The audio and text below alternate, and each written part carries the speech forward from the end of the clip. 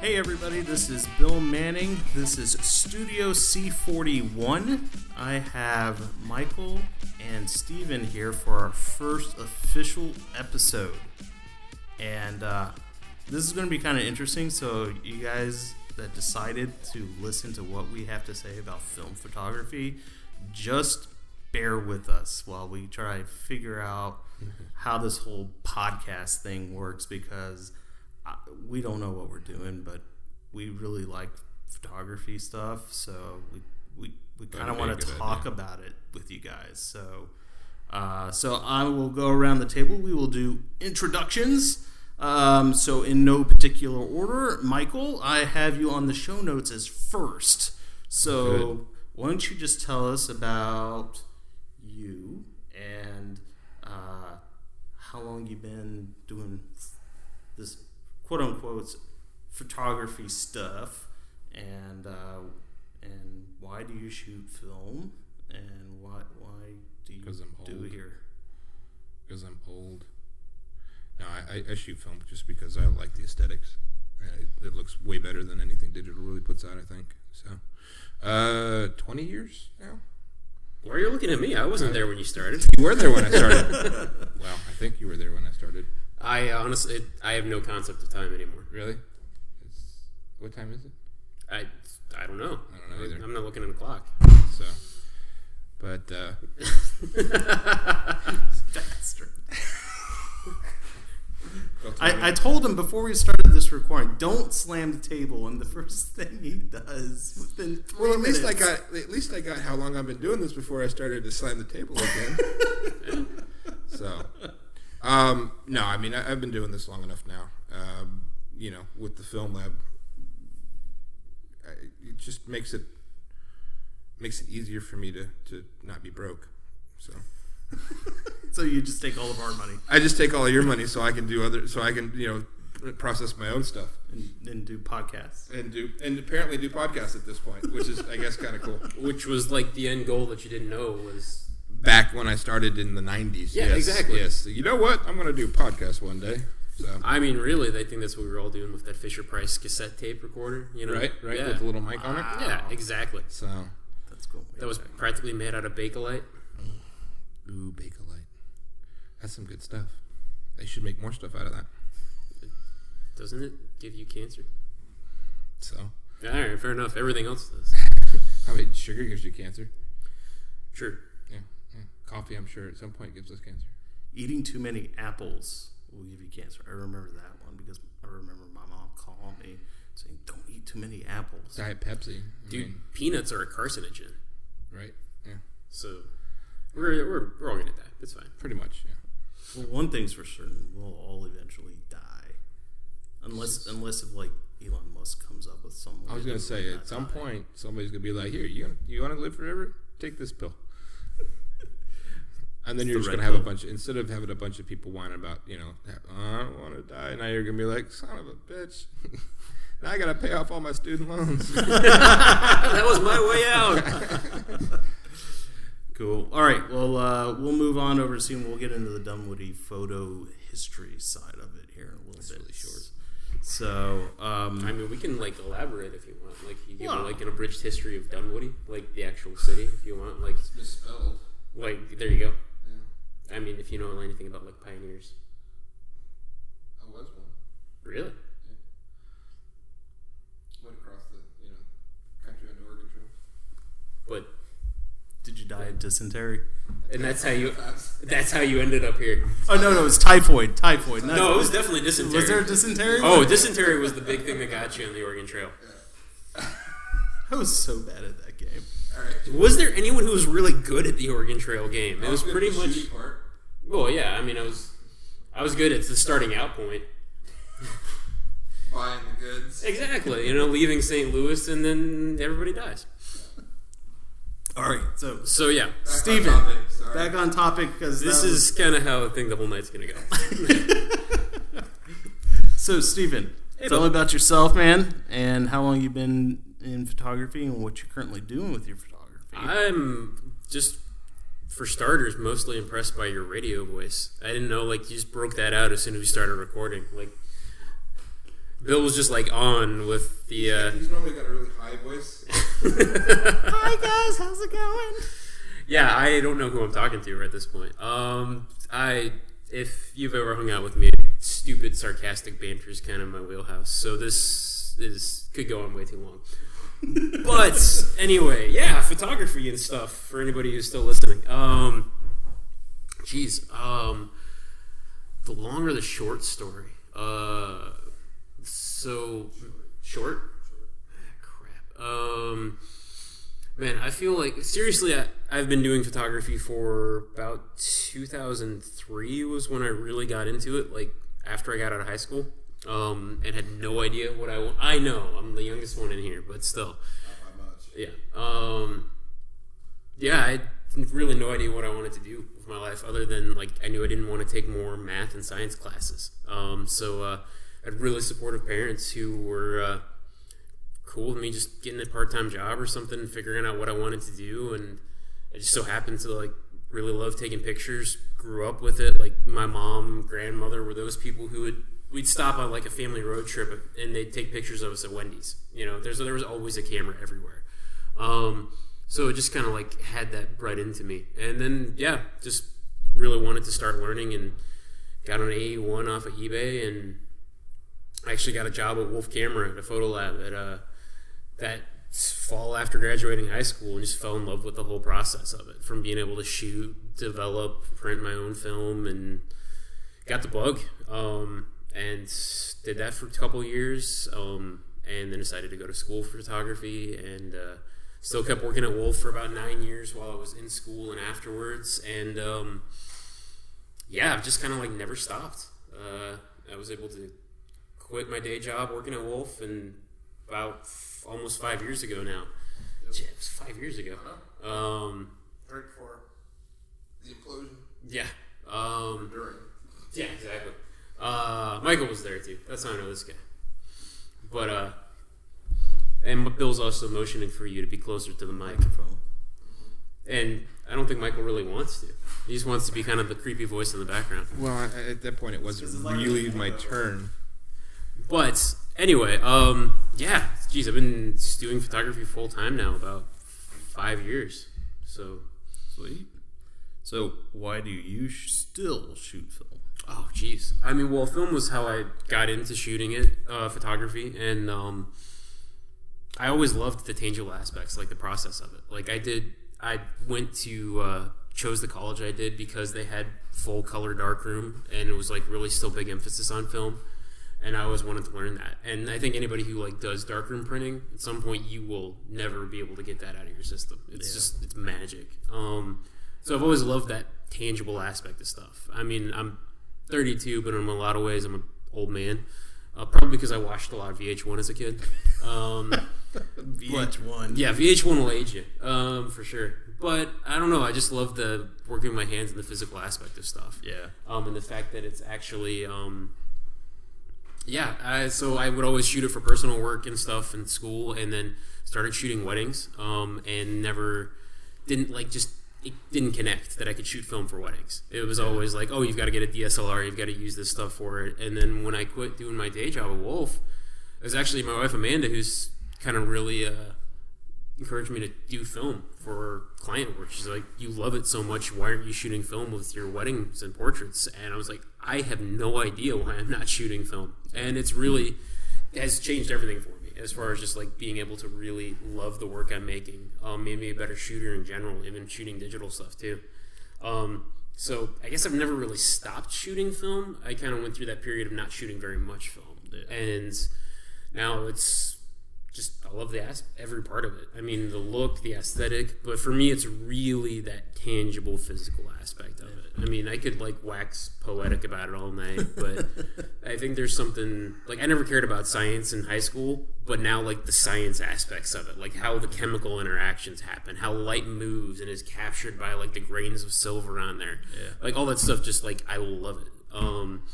And the fact that that exact moment in time, like that light at that moment on that person, that subject, whatever, is actually being permanently fused into that piece of film. Right. That's freaking cool. Yeah. I mean, there's just something about that. So let me ask you this: do you feel like that you kind of have a bit of a niche market with shooting film in Atlanta, like, or is it? You think it's? I don't want to say like a marketing ploy, but like I mean, do you have clients that come to you that are like specifically like, hey, I heard film is like a thing. Can you shoot that? Not so much. I've been kind of surprised at it. Like, there are some people who, like, I've never gotten a client just because I shoot film. Yeah. It's been much more because of people like the images, the work that I do, or they like me as a person. Yeah. And then it just so happens that I shoot film. So it hasn't been. I also haven't like pushed it as far as like the way I market myself to clients so much. Like, pretty like on social media, I'm pretty like, you know, adamant about shooting film and like post a bunch of film stuff. But when it comes to like just even client work and stuff, it's just part of the process. Because I think most people at the end of the day want just the images and like the look or whatever I'm producing, and they don't really care how it's captured. Yeah. But yeah, I've had some conversations with people. Sometimes people are surprised, you know, and it's always just talking about like, yeah, it's just you'll still get a digital file, you'll still get prints, you'll still get, you know, it's just the method I like working. Some people think it's cool, some people don't even care. Yeah. But, God, I know we could all sit here and literally for hours talking about like digital versus film, and I can already see like stirring up a firestorm because there's some people that are just passionate about it. But, good grief, yes. and I find it interesting too because like I talk to the older generation where they're like, oh God, no, I'll never touch another film camera ever. You know, sure. And then you have, you know, the millennial generation where they remember it and like didn't really fully understand it, like me. And then, you know, older, and then it's like, all right, digital's kind of like lame. So I'm trying to find a new medium to learn on, you know. So it's interesting. There's I need to get it. I keep forgetting about it. But Kodak, of all people, or Kodak Alaris, Kodak Professional, the guys who make and sell Kodak film these days, actually shared on social media a book called like The Revenge of the Analog. About how like people my age and younger who've grown up with all of this digital stuff are so tired of things being so intangible and like ethereal, and how analog stuff, including film photography, vinyl, all of it's making such a huge comeback because people want something real. Yeah, they don't want to have just another stupid image on their phone, you know, like thousands of them. And I thought it was actually hilarious because when I was at Fry's to get another one of these microphones, I was walking by, I didn't see that much on CDs, but dear God, do they make sure that they know, or you know that there are records. Oh yeah, holy moly! I've never seen. It was so weird to see. It's records, awesome. You know. I mean, like, there's a lot of bands. Like, I'm into a lot of like, you know, punk bands and hardcore and stuff that'll like half the time they won't even release CDs anymore. They'll just do like a download and then vinyl. Right. Yeah. Which is. It's awesome. But what was I gonna say? I don't know what you said about like the old generation. Like, so I'm a member of PPA, Professional Photographers of America, which has been awesome. I mean, PPA is a great organization. Huge advocate for photographers, professionals, photography rights, and everything. But there's their yearly convention, Imaging. It's been a ton of fun to go to. I've only gone twice now, but there's a huge. It's like that divide you just talked about. Like, there's the older generation, and that's a lot of the speakers that they kind of get there, because PPA's got a little bit of kind of an old guard mentality to it. Yeah. And there's guys talking about somebody. There was one guy who does architectural photography, and somebody mentioned film, and he just like it was like you just kicked him in the kidneys. Like, he triggered him. Like, he just had this disgusting look on his face that anyone, how would dare you even think about shooting film? Right. And yeah, it's these people who, like, you know, they just think it's old and they never want to do it again, and they have, I don't think they ever had a love for it to begin with. It was just the tool that was available at the time. Right. Well, it's interesting you mentioned that too, because what was it? And we'll touch a little bit more, but at the T-Max party, one of the photographers, he was the older generation guy. He was like, back then it wasn't considered cool to be a wedding photographer. Oh, you yeah. know, he was like, it was tough work. And, you didn't shoot 35 mil. You shot medium format. It was blue collar work in the photography world. Exactly. Yeah. So I can understand like the older generation like just instantly getting triggered when they just even hear the word film. You know? So. I mean, as old as I am, I grew up with film, and most of my stuff has been shot on film. Maybe the last 10 years, I did more digital just because it was easier, and I didn't really shoot for money anymore. Right. I didn't really have time to shoot for money, even though, whatever. But and it was easier just to do it that way. Right. And in the last, probably in the last 5 years, obviously, things have come back quite a bit. As a film lab side of things, 5 years ago, film was probably less than 3% of my business, right, as a yearly total. Yeah. Now it's probably more like 70% of my business. Yeah. So it's a thing. So yeah, it's come back quite a bit, but the film stocks have changed quite a bit too. I mean, you had more film stocks 10, 15 years ago. Even 5 years ago, you had far more film stocks still around that have been discontinued and that are expired now and things of that nature. So, but the film stock is different too. Yeah, I mean, some of the ones, I guess an irony now that they're around, like the film that's available has never been better. Right. Well, that's the thing. As I was going to say, like portrait when it's not, exactly when it's not.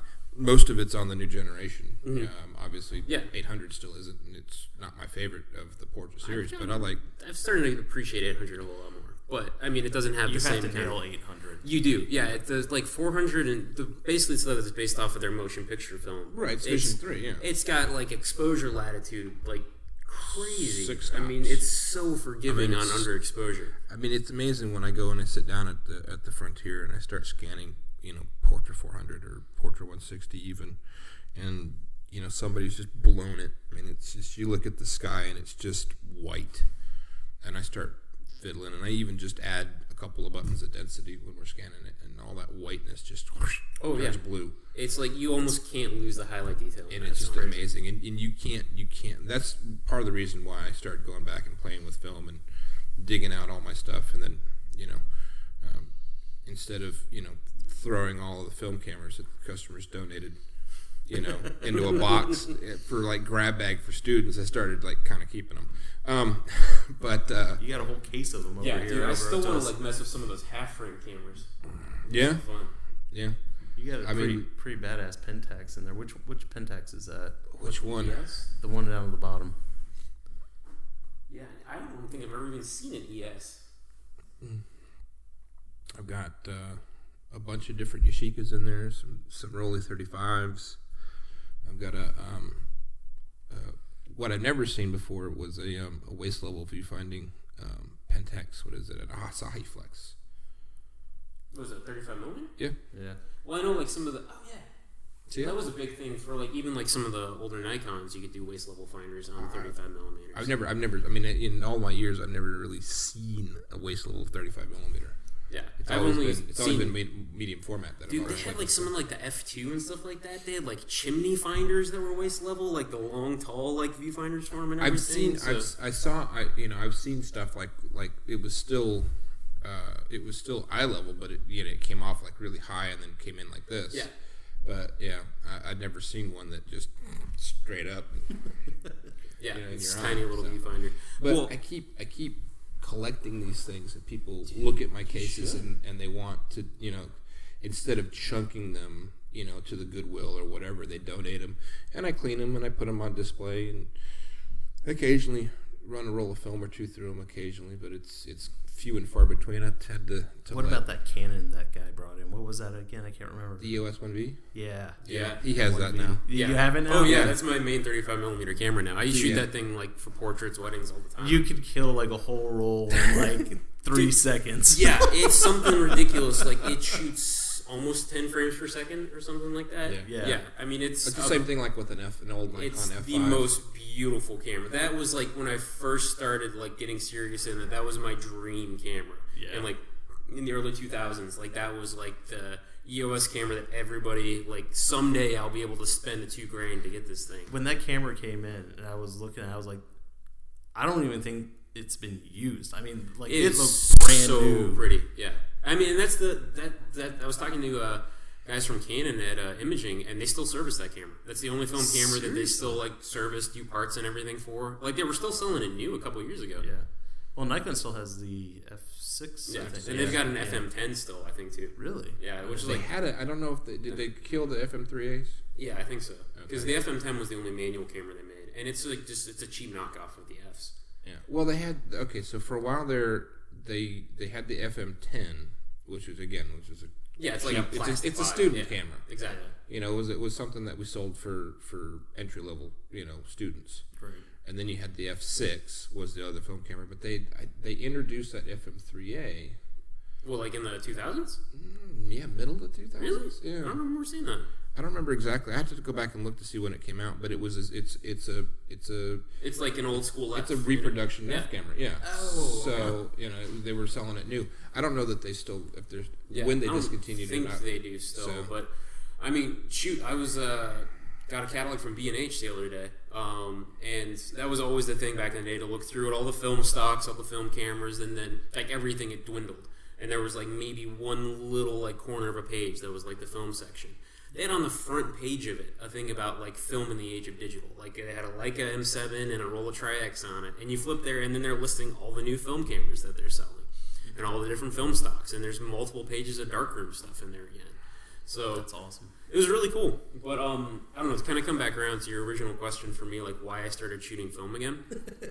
I know this is going to be like 15 minutes yeah, ago. it's a long ramble. This is how my mind works too. I like think of a thought like in the midst of a rambling like I'm sorry. diatribe. But Sorry. I'm Canadian, by the way. So Sorry. sorry. There's going to be apologizing. It's what we do. But that also, and like apparently at the moment, good government. But that's beside the point. Why I started, one of the things about just shooting film or digital, I mean, at the end of the day, it's just a tool.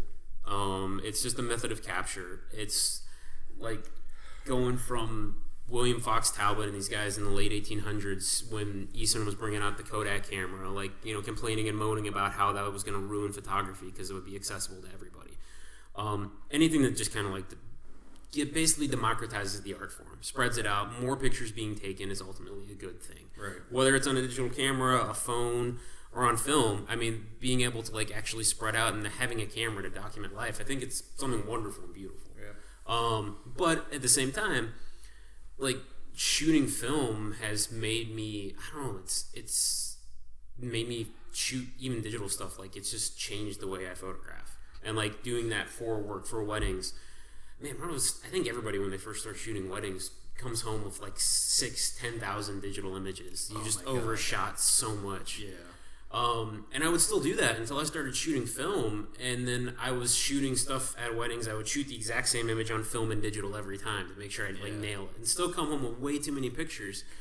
And it just made me shoot so much more carefully and like shoot so much less, even on a DSLR. I'm taking home a fraction of the images, having to cull through or anything now too, because I'm shooting it like I'm shooting a film camera. I'm not glued to the LCD screen. I'm not feeling like I can just spray and pray that thing. You just hold down the shutter button, you're going to get maybe one shot out of 10 that's going to be good. I'm taking my time and I'm shooting more deliberately, and that's just a different way of shooting. There's more meaning into your pictures. Like you're making a more conscious decision. For sure. In your shooting, which it was kind of going to lead into about me and why I shoot film. So Hey Bill. Hey, hi.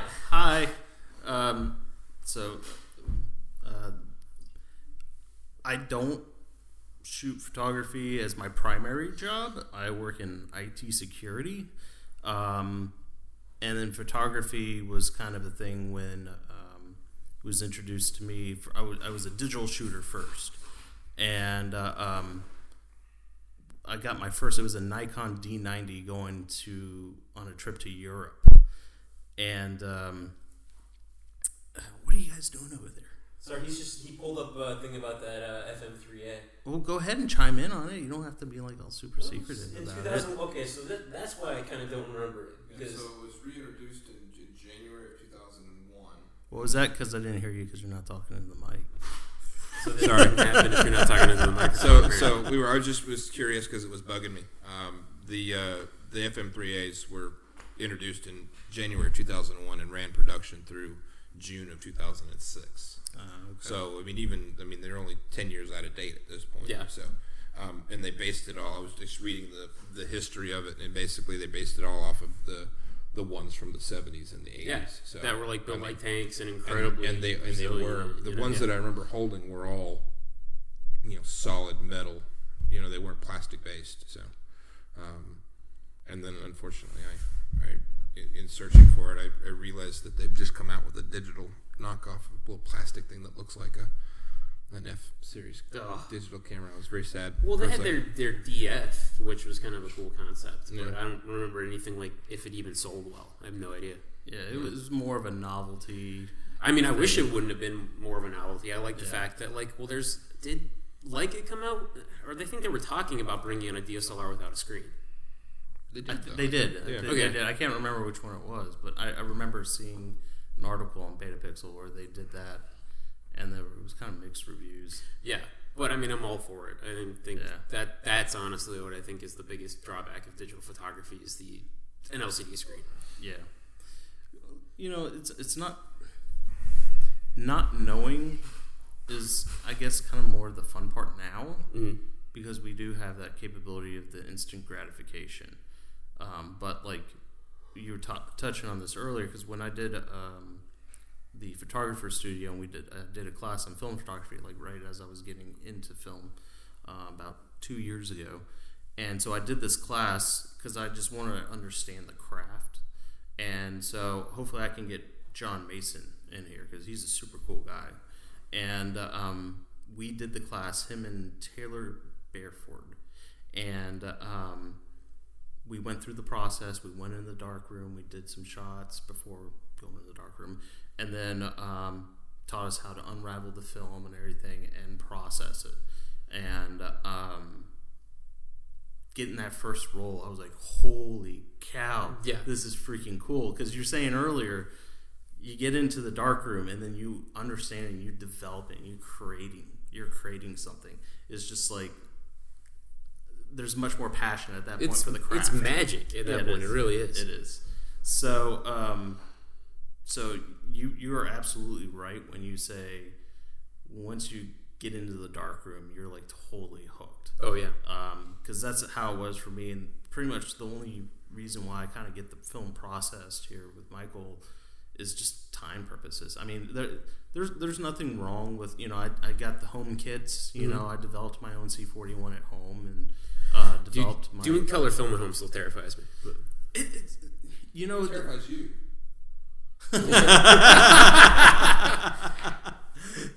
Well, you got a big old fancy machine to do it and all that stuff.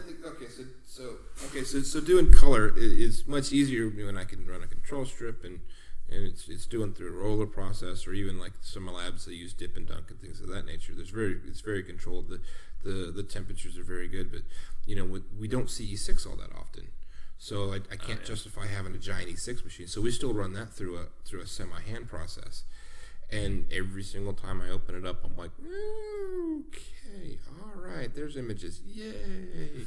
I didn't screw up. I don't have to do the heartbreaking phone call. Yeah. Right? Yeah. Sir, your film didn't make it. Yeah. Fortunately, it wasn't your fault, apparently. So. Fortunately, I don't actually have to have that conversation on a regular basis. But I mean, because we're doing it by hand, even though I've been doing it for so many years, every single time I crack open something, it terrifies me until I pull it out and I start looking to see if it's got images on it. It just absolutely terrifies me. Running it through an auto processor is easy because I know the chemistry's right. We run the control strips on the stuff every morning. run a scratch later, make sure that everything's great. So I know when I stick a roll of color 35 or 120 in the front side of the machine, it comes out the other end. It's going to come out right. But because we're still dealing with, I got to mix the chemistry and the thing every time, and the temperature could fluctuate because God help it, a 20-year-old Jobo, every single time it terrifies me, especially since 90% of the time it's not my film. So what was it? You were telling me which one that does it that terrifies you the most when film doesn't come out right? When it's all white or all clear, or when it's all black? Well, okay, so because I think a lot of people, when they like, oh yeah, I found this camera in my dad's closet and I threw a roll of film in there, and then they get the call to find out that roll didn't exactly. It's as far as like right. Being all white or all black, it depends on the type of film. Yeah, I was gonna say, so that depends. So that's true. So like we're doing E6. Yeah, slide. And for anybody who E6 is color slide film, C41 is color negative film, right. And then you have black and white, which is like true black and white, which is basically the same process that's been going on for over 100 years. Right. Yeah. So I mean, it really depends. So so the heartbreaking phone calls are when they come out blank, which means that one of three things has occurred, generally speaking. Either they didn't expose their film correctly, which means they're shooting at like f/22 at like 160th of a second, in the pitch black. Either they didn't load the camera right, and that in and up to includes, they didn't, especially in an old manual camera, they didn't wrap it around enough times, so as soon as they closed the lid, it popped right off. Yeah. Or they just didn't do what they were supposed to when Open they loaded up the it. lid Exactly. When they had now that's the heartbreaking thing. At some point, like I said, at some point, when you see when it comes out clear, that means they just didn't run it through the camera, or the shutter didn't open. You know what I mean? Either the shutter didn't open at some point, during the thing, or that's the third thing that is screwed up on your camera. Now, so those are really bad phone calls to make. The other phone calls are when they come out. What's the typical response to that? Like, it runs all over. I had somebody cry on me a couple of weeks ago. Really? Yeah, because they were apparently really important. So it sucked. It made my day worse. Yeah, I mean, because those are the words I feel bad for. I do every single time I have to make the phone call. Oh my gosh! And sometimes I make Christina, my lab manager, do it, because I'll have been the one to take in the film, and they were so excited to drop out the film in the first place, and I just I can't do it. I shouldn't laugh. Chris, go call them and tell them their camera's screwed. I mean, I think anybody who's tried to shoot film or get into it has had that roll of film, or multiple rolls of film. I mean, that's a rite of passage. I can't tell you how many rolls I've screwed up, didn't load properly, didn't just that I thought were going to be the best pictures that I've ever taken in my life. And they might have been. I just had a shoot yesterday that I did. So I'm a Mamiya RB67, this tank of a medium format film camera that I love, but I don't shoot that often because it weighs 10 pounds. Right. So I was shooting on a tripod, but I was just doing a personal shoot with a friend of mine who's a model yesterday, and I decided to shoot one of the lenses, to shoot that. And on that camera, it's this 70s camera. The mirror lockup is just this little knob that you have to twist on it. And you have no idea if it's actually on or not. And so I've shot multiple rolls where you'll press the shutter button and it's this big ka-thunk, the mirror swings up and you're like, oh, awesome, I took a picture. That's a big mirror. It's a big mirror, yeah.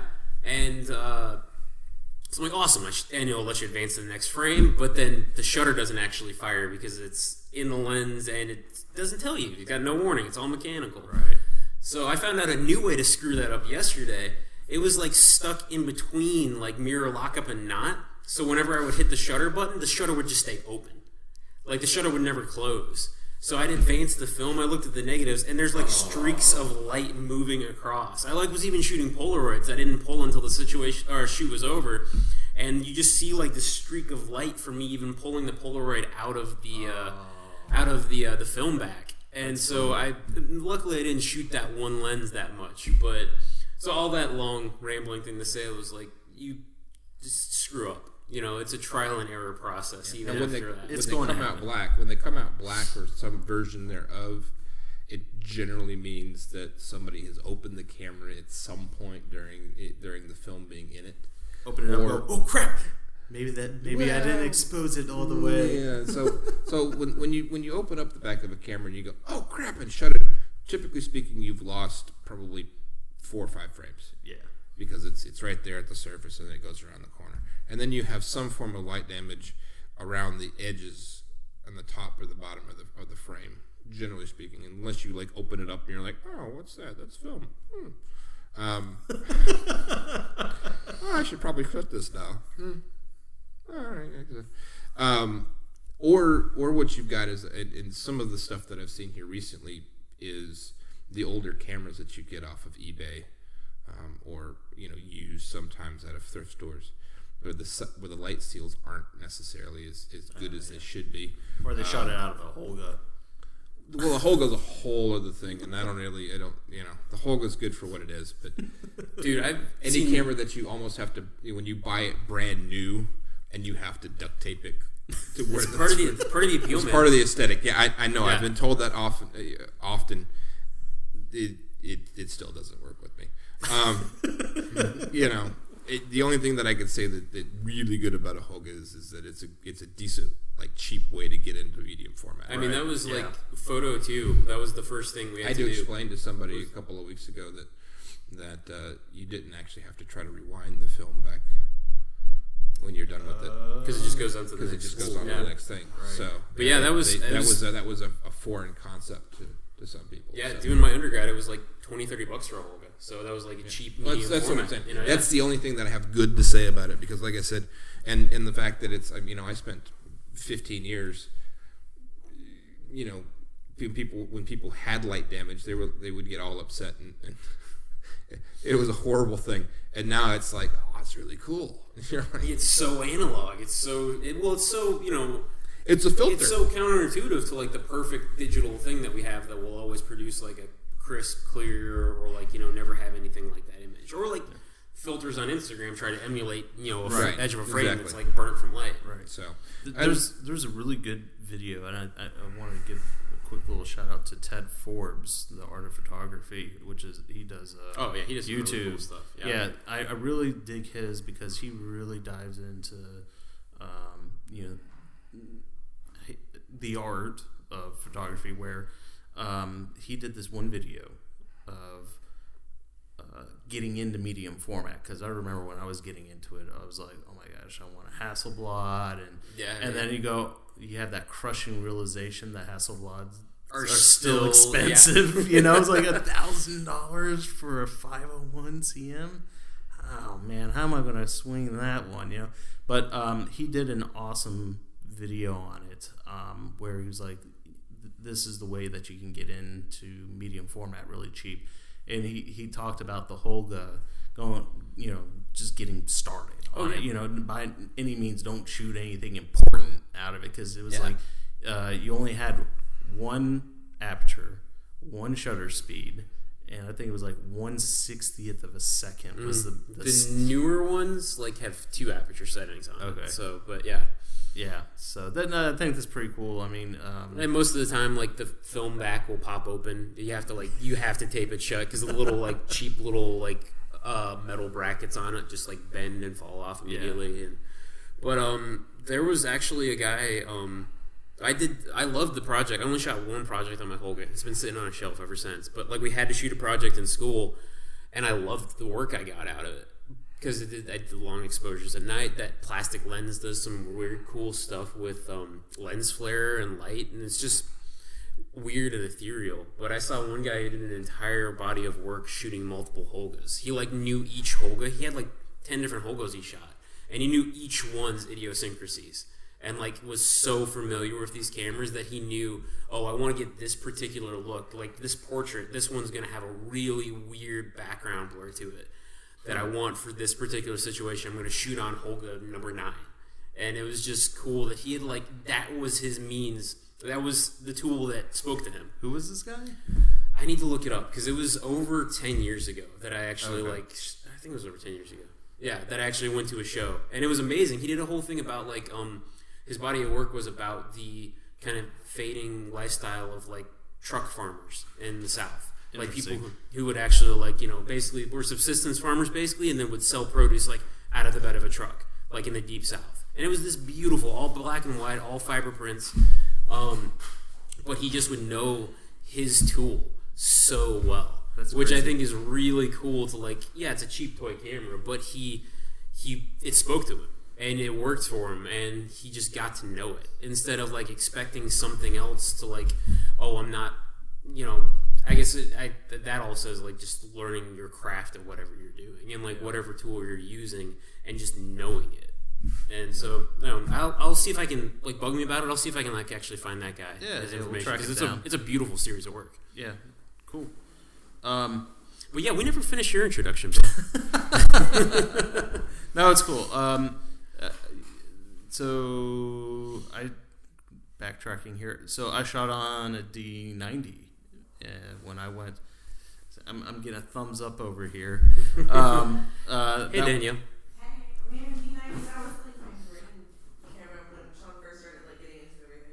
Yeah, it's an awesome camera. I still have it. I occasionally have it on backup if It's things great, man. Yeah. break.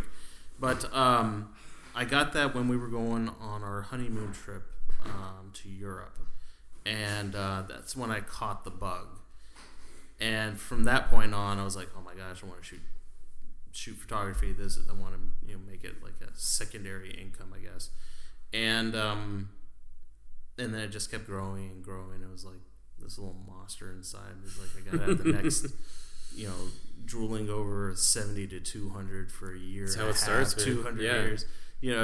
For 2 whole years, and and then what was it? Aperture Rent here in Atlanta made it affordable to rent it because I love.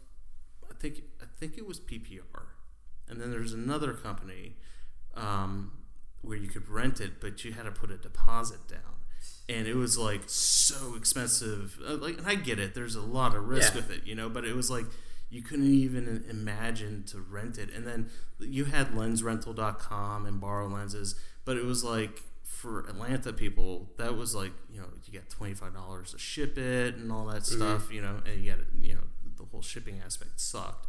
But when Aperture Rent came here and getting a hold of all that glass was just absolutely awesome. And just, I was able to go and shoot and get work with quality glass, and then I saved up and saved up and saved up, and then I got my first 70 to 200, and then it was just like, this is awesome.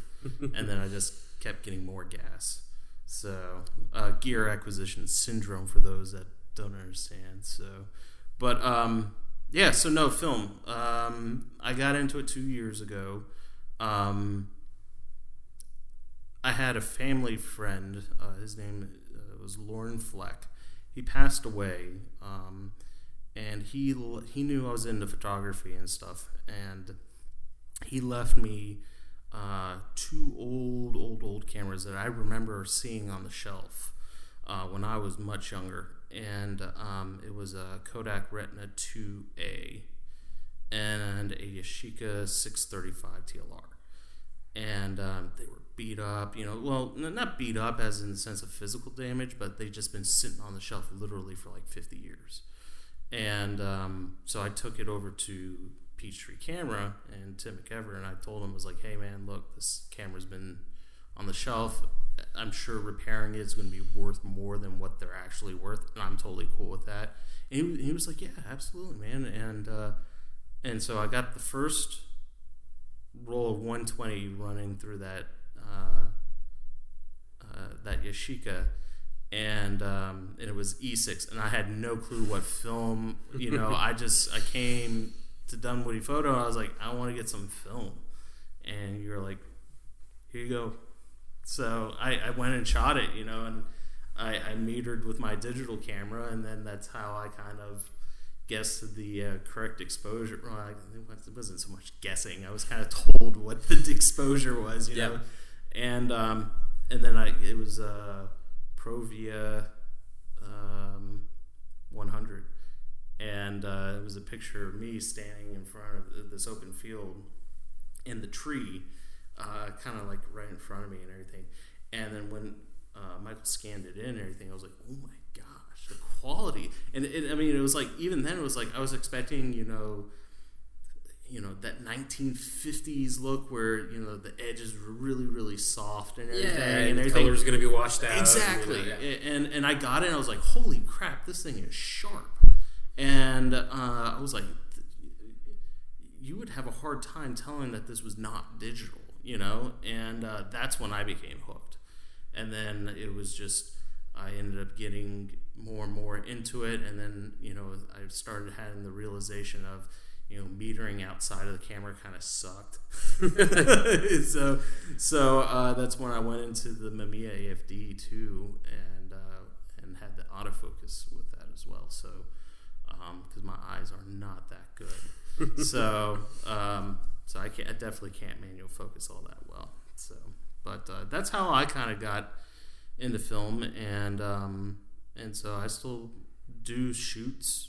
I just do it more so for fun, and then I'm definitely going to be, so this trip that I'm going to be going on, I got into 4x5, and so I got some Portra 160 and some HP5 here, and then I got T-Max 100, I think, at home. So I'm loaded up, ready to go. So get ready for all that film, Michael. So. Can I process your 160 at black and white? How about this? I'll do 2 shots of like something that's not like important at all, and I'll let you cross-process one of them because I'm kind of curious. In all the years, it's just like I just started. what, doing like colors black and white? Yeah, doing colors black and white and doing color as. Oh, doing colors E6. And that's what I'm more interested in that than I am black and white. Because the color in black and white, it can be done. It's nothing remarkable. It just looks like kind of low contrast, crappy black and white. Right. But I want to really play with and so you want to cross-process C41 into E6. E6, yeah, that's what I'm really looking to play with more because I haven't really done it too much. I've done it a couple of times, and what I'm figuring out is because of the density difference, and I guess maybe or the changing it from a negative to a positive, the exposures aren't right. Like if you shoot it as a color negative and then you flip it when you're scanning it or you're printing it, your exposures are right. But when you try to change, and you can adjust the density up or down before you finish out, but when you change that negative to a positive, running it through cross-process E6, the density is far darker than if you were to process just an actual roll with the same settings like a roll of E6. So you almost have to shoot like at least a stop over, if not 2. Okay, that's what I was going to say. To get a bright positive image out of a roll of color negative. Well, that's process. Like there's we talked a little bit about it, but DR5 guy who does it's homemade process, and I keep wanting to send some stuff to it, but he does almost every type of black and white negative film available. He can run as a positive, make a slide out of it, that's and cool. He's like all of the processes. He's figured out like the exact like time, temperature, and exposure for like doing like a roll of HP5 in his process. He go to his website. His website, he admits that it needs updating. It's a mess to kind of like go through, but he has examples, and he's like, if you're doing DR5 process, you need to rate HP5 at like ISO 250 and like meter it exactly for that, and it'll come out perfect in it. That's cool. But it's just weird, like you were saying, like you don't think about it when you change the processing of it. All of a sudden, all of these variables, all these things that have been perfectly crafted for it, kind of go out the window. And you have to start from square one. So if anybody there has some C41 and you want to cross-process it into E6, give Dunwoody Photo a call, because Michael totally will do it then. I think he wants to try it. I mean, don't do anything important on it. Let's just put it that. Yeah. I don't have a good handle on exactly what it does. If I need to actually this is all experimental at this point. I mean, obviously it's been done, and I've read a little bit on it. Right. But, Dude, I have the hardest time doing experimental stuff. Just because, like, if I'm actually, like... Well, you've, like, handed me a roll of film and be like, hey, go outside and shoot this. I want to see if this camera works. Or, like, if this batch of chemistry that I'm trying to do this thing... And I'll do that. But, like, if you've given me film to take home and shoot, and I'm like, I want to use this on something awesome. Or, like, you know, everything I'm shooting is, like, you know... I don't know. I think there's this... As soon as I actually go out and shoot something, just the act of, like, walking around with a camera and photographing, especially on film for me, is, like, so... Like, I don't know, it's so cathartic and, like, wonderful that I'm like, I don't want this to be ruined. This moment was wonderful. I don't care if it was just, like, walking around the block from my house. I want to see these pictures. I don't want them to come out well. Yeah. So, I don't know. I got to, like... And It's like my Scala. yeah. I bought 10 rolls of Scala, and I'm like, I think I might try to sell this at the store. And I handed a couple of rolls, I think, to you and to you. And we haven't necessarily come back. Of course, we haven't gone on our vacation. I haven't gotten a roll. Haven't given. Oh, Nope. so I got the Rolly infrared, which didn't really turn out to be quite as infrared. well. I've still got a roll of that, but I don't have an infrared filter. So, like, from what everything I've read on that, it's just going to look like black and white unless you have, like, a really deep red filter to Yeah. shoot it with. Which I found out later that Well, I had a... It was darker than a 25A red filter, and it still came out. Yeah. You have to get... I think Hoya has an infrared filter, but it's Those things expensive. are crazy expensive. Like Yeah. a couple $100 for it. This one was a 77 millimeter filter, and it was like $80 on B&H. Okay, that's way less than some of the ones I've Yeah. seen. Yeah. So I want to try it out, but if anything, I would probably go and get like another D90 and take that. What's the name of that The place? low pass filter? Yeah, take the low pass filter out and make it into an infrared digital. But I would totally try that out. I really. Dude, I wish that Kodak would bring back something like the HIE, like their high-speed infrared film, like true infrared. Because even like the Rolly infrared, it's not true infrared. No, film. it's not. It's infrared sensitive. But yeah, I don't know who. Maybe when see how Ektachrome work or performs, they might. You know, I was talking with Tim Ryugo from Kodak at Imaging, and we were just, you know, joking around like, what stocks should you guys bring back next? You know, if this is successful, like, what can you bring back from the dead? Until somebody said Kodachrome, and then the whole world went nuts. Michael's probably like face palming, like, no, don't do it. All right, so I'll talk about Kodachrome for a second. If we're just gonna like All jump right, into that, yeah, let's just no, go like, ahead. We're pretty much. like I don't even know where we're going at this point, but. It's just us rambling about. We knew this was how it was gonna be at first. Yeah, I mean, like just you know, us rambling we're about not this even stuff. half a page into what the show notes were supposed to be. Oh, good grief! I have to go home at some point. I've got to get out of here pretty quick. Yeah, That's cool. but- I'll be sure to corral everybody. But so the thing about Kodachrome, like I never shot a roll of it, and that's my biggest regret. I want them to bring back Kodachrome so I can just shoot like a single roll of it and get it processed, and then they can discontinue it again. Michael's shaking his head no. Yeah, he no. does not approve. But, so the thing with Kodachrome, I mean, it's a environmentally disastrous process. I mean, like as far as the chemistry for it, the setup, you have to have a gigantic lab because everything that you process through, it's tripled. Like every single color layer on it is What an is it, entire 13 steps or something like that? 4? 14 steps. Yeah. That's why it's K14. Yeah, well, there you go. Yeah, there you go. It's Yeah. insane, but it's beautiful. And the thing that Kodachrome's gift to the world was its longevity. Like I have a book of, and I really wish they may have brought it out in large format at first. Kodachrome was available in like sheet film and in 120, and then they just in the 60s I think they made it just 35 millimeter. But like I had this book of stuff. There's like a portrait of Franklin Roosevelt that looks like it was taken yesterday. Yeah. So it has this incredible longevity. But the thing is, like modern E6 slide film has that kind of longevity now. Like versus in the 70s, like old Ektachrome, it looks terrible now. It's faded, it's pink, it's red, all the colors are gone. E2 and E4 Yeah. processes. But modern You E6. had to reagent it with a red light. Yeah. And, I mean, it's just But gone. even like old E6 was just not stable. But the current stuff, like that's really what killed Kodachrome. It wasn't the fact that there wasn't a demand or people didn't think that slide film was beautiful or whatever, or that film was dying. Film was changing, But I think it was just the fact that it was just such an impractical process that wasn't even needed. Because things like the Ektachrome they're bringing back, the Fuji Provia, all that stuff, it lasts and it holds up really, really well and looks awesome. So there's all this nostalgia and all this kind of like mythic quality of Kodachrome, but I don't think they're ever going to bring it back. I mean, it just wouldn't make any sense to do it. It would be such a mammoth undertaking just for the novelty of it. Yeah, and I think now what I think would be kind of cool is if they did bring back Kodachrome in a slide film format where it was formulated to look like Kodachrome. Yeah. That would be kind of cool to see. Very difficult process. I'm sure that would take sure. so much research and that development. would be like millions of dollars of R&D that just doesn't exist in film photography anymore. I mean, you think about, Polaroid spent, it had to be over $1 billion probably in the 70s to make the SX70 an integral film. Like just millions and millions of dollars in R&D on this stuff.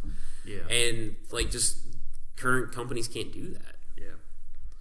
Cool. Well, I'm gonna go ahead and we're gonna steer away from Kodachrome because I know God knows we can go on for days.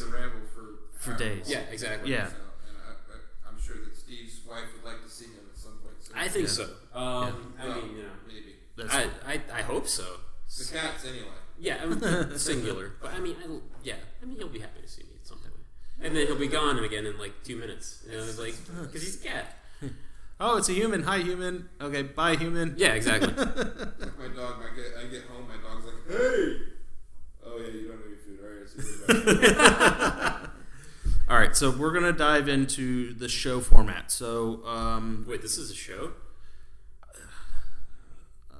3 old men, 3 stooges. Hey, wise guy, eh? So this is what we're going to be doing. So this was just kind of us talking about film.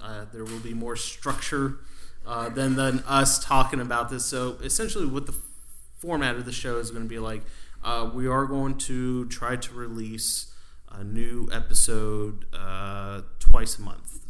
So that's just kind of the idea that we're going to kind of change it around. But we're going to try to shoot for something like on the 15th and then one on the 30th because there's going to be news and stuff like that, and us kind of giving commentary on not just film photography news but also photography in general. There's a lot of stuff that's happening, so we won't discount the digital side of it as well, since it is it is the medium for now. So I don't think it's, I don't think you can, that delineation of film versus digital. Right. It's film and digital. Right. So we're going to release through iTunes, Stitcher is what I've been commonly told for Android users, and then whatever other mediums. Eventually, once the production value of the show goes up, if we find other people that are even remotely interested after this episode. My mom might listen. I don't know. But, exactly. I have a coworker. She says she's into photography. She's like, "All right, just tell me. I'll listen." I'm like, "I don't think you." Listen. Anyway, so and then so if we do, we might include video and do like YouTube. Exactly, and the fact that your fly is down too. Just a heads up. Not sure which I'm more disturbed by. Like Bill calling it out or Bill noticing that? Exactly. Well, I mean, I'm looking at you and it's like in my peripheral, and you're doing like the spread eagle thing, so it's kind of a little hard for me to not avoid it. So about the tangible awkwardness I was talking about. This is it. All right. So be sure to cut that part out. No, we're definitely not going to. So we're doing it live, damn it! Oh, you had to make a Bill O'Reilly reference, didn't Yes, I did. So, all right. So we're doing this for fun. So, we're going to try to stick to a schedule. The idea is that we're going to have interviews. We're going to try to get some local pros, businesses.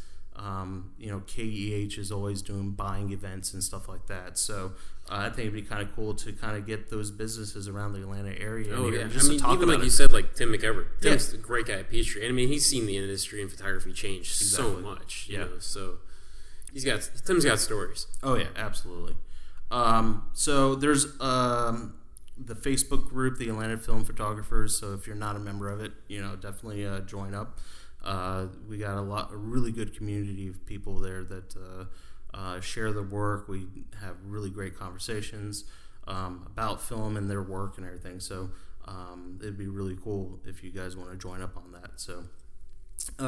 So we try to do like a meetup. Don't we have another meetup on schedule? We don't have it'll be the third Tuesday of June. We don't have anything officially planned yet. Right now we're doing them every other month. Okay. Until for the foreseeable future we'll probably be doing. Okay. So we'll bring it up on the next recording. So hopefully we'll get one more in before the next before the meetup. So yeah, I think we're planning to probably do like a camera swap meetup where people can bring cameras that they don't mind somebody else like shooting a roll through. Okay, cool. And so people can get a feel for something like a totally different format or totally different style of camera, or Cool. We did one of those year and a half ago, and it was great. People had a lot of fun. So. Okay, so yeah, we'll update you guys on that. The next thing, social media. So I went through. We've got Facebook, Instagram, Twitter, maybe a website soon sometime. I don't know. We'll see. It just depends on the flow of people that we get coming to the site. But Facebook will be the first place where we're going to be putting the content, where we're going to release the episodes. We'll definitely release it in the Atlanta Film Photographers group as well. Fun stuff will be on Instagram. So the page for Facebook is facebook.com/studio.c41.onair. For Instagram, it's studio.c41. And then Twitter is studio_C41, because you can't use a period in Twitter, which is lame, but that's fine. And that, Bill, that's the numbers 4 and 1? Yes, the number 4-1. So we'll be posting stuff out there. If you guys have a Q&A, if you have any questions for Michael and Steven, and I don't know why you would want to ask me for questions about anything. I don't know. But yeah, if you got a question, you can tweet us, again, studio_C and then the number 41, and then hashtag it StudioC41QA. So we'll check those hashtags, and if you got any questions about film and stuff like that, we'll follow up on that. So, or if you have guests that you'd like us to try to get on here, anybody in the film photography community, anybody who's got a connection, if you're, Absolutely. Planning to go eat pizza with Jonathan Canales or something tomorrow, hit us up, and we'll try to get him on the show. Are you having pizza with them? No, that'd be okay. amazing. I thought that was like an actual example. No, dude.